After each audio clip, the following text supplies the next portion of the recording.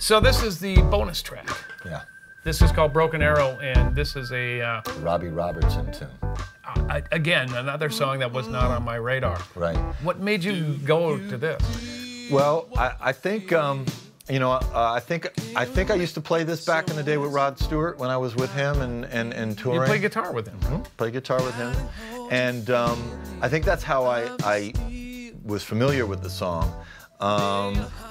When thinking about this record, and you know, and bringing some songs that weren't just groove oriented, you know, I wanted to come up with stuff that had great lyrics, and you know, once again, when I hear this song and I hear this lyric, you know, he probably wrote it, Robbie probably wrote it for a lady, but man, my kids, my little girls were in my heart. And when I heard this, you know, that line, who else is going to bring you a broken arrow?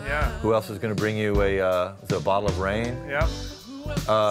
There's that whimsical nature to that lyric that for me reminds me of just like the love and the joy that you feel with your kids. And your babies are young, man, and my babies are 18 and 21 right now. So it brings, when you said that, I totally connected to what my version of that is, which is my kids watching them go across the water, watching them leave the house, man. I just, kills me. So there was the emotional connection was made early on when I was introducing the song to Paul. And I think that's the most important thing, you know, with all of it. There's got to be an emotional connection.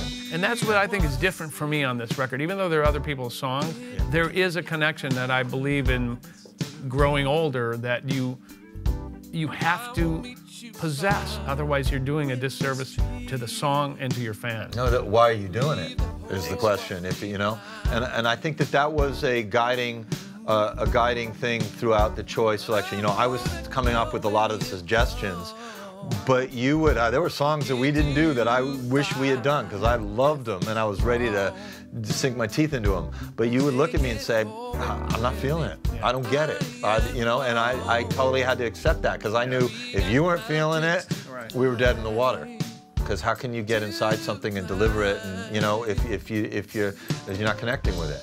Very true. Let's talk a little bit about the team now. The person that who was a big part of this as well. Not only my manager Neil Richards and Steve Park was our art director, but the guy who mixed the bulk of this record, Mark DeSisto. Now I didn't know Mark really at all, and you brought him into the party. Talk about Mark a little bit. Well, you know, I wanted a guy that I knew could get great organic sounds, that knew how to, you know, mic a drum set in a certain way, knew how to get certain kinds of guitar sounds, just, you know, and I've done records with Mark for years, and he's just coming from an old school, you know, background, which is where you really needed to know, you know, the right mics into the right pre's and the right positioning and phasing and all the stuff that, you know, soon becoming a lost art in some ways.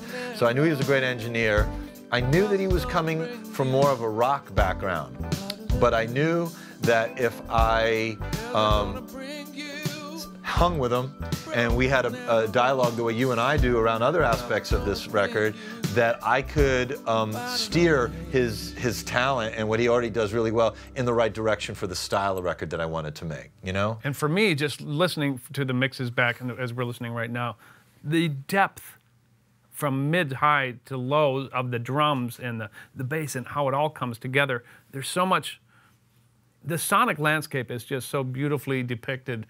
His ears are so great, and I can hear his heart and the mixes too. He went beyond the Call of Duty on this record. Well, he's another guy. The thing I'll say about Mark, you know, he's a passionate Italian from Boston, and he wears his heart on his sleeve, and he records and he mixes and he enters this front door of the studio every day like that. You know, and those are the kind of people I want to work with. And he brought so much, man. You know, he brought all that heart and passion to the technical aspect of recording this record. And at this point in our lives too, being independent artists, we get to pick and choose. It's kind of a luxury and it's kind of a bummer all at the same time. the luxury is we get to choose the people we want to work with. Yeah. And I could not think of a better guy to share this experience with me than you, man. Yeah. This has been a fun ride. Yeah. We made a good record. We made a good record. I think we made a really good record. And man. it was fun, and it was like you and I never, you know, we've done a lot of records together. We've made a bunch of hit records together and written songs and stuff that other people have covered, but we never actually got a chance to sit and do a whole album like this, where there wasn't a deadline. We weren't answering there was to a some little other. deadline, but Well, okay, right. Fuck. What a. well, I know what you mean. Yeah, I guess I'm thinking of like, you know, we need the single. You know, we're mastering the single tomorrow. Right. Yeah, you know, that kind of thing. But where we could just, enjoy the process the way we did. It was a fun ride, you know, going back and forth between Minneapolis and here, and working really long hours. I mean, you work your tail off, man. I learned a work ethic from you, and to be very meticulous and make sure you dot your I's and cross your T's, you hear that in the record, but not in a stale kind of way. It's more, it's finished kind of a way. Yeah. Well, you've been singing my praises, you know, throughout this thing in various ways, and the one thing, you know, that I just want to say is that, you know, your talent as a musician alone, and the fact that you can get on any instrument and sound great, you know, sort of speaks for itself. But the amount of other stuff that you're bringing to the party in your arranging skills, you know, and the way that you, I mean, just production, arranging, the technical expertise on Pro Tools that you've gained over the years, because, you know, I remember when I used to blow up your Pro Tools rig every moment I could. You would touch it and the whole thing would just fucking quit. But no, you know, there's a lot that St. Paul Peterson is bringing to the party on every level in this record. And yeah, we haven't spent a lot of time talking about it, but yeah, you know, you're a major talent. You're the singularly most talented musician I've ever known. Wow. And yeah, and I love you like a brother, and this was just a joy. Yeah, it was a lot of fun. Yeah. I guess that wraps it up, huh? Have sex. Ooh, that's rough. Not gonna happen.